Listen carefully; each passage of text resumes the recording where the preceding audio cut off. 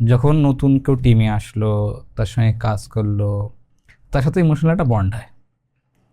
এবার সমস্যা হয় কিছুদিন পরে সে কাজ করা বন্ধ করে দেয়। যেহেতু ইমোশনাল বন্ড হয়েছে, তাকে ফায়ারিং করতে প্রচুর সমস্যা হয়।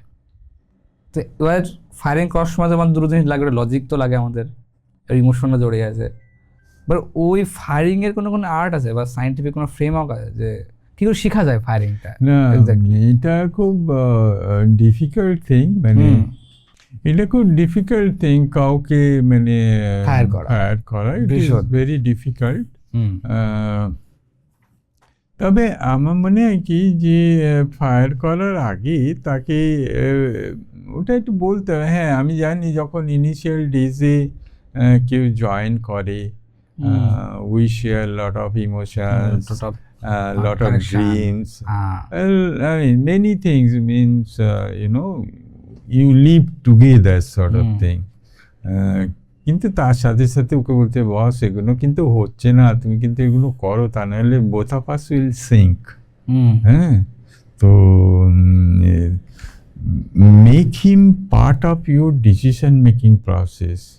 Show him, you will appreciate যে আমি ওয়েবেলের যারা ইয়েতে আছে, ইউনিয়নে আছে, তাদের সাথে বসে পুরো ফাইন্যান্সিয়ালস দেখিয়ে ডিসকাস, তোমরা যে ডিমান্ডগুলো করছো, তোমাদের এই ডিমান্ডগুলো ফুলফিল করতে গেলে তোমাদের 2-3 বছরের বেশি আমি স্যালারিটা দিতে পারবো না।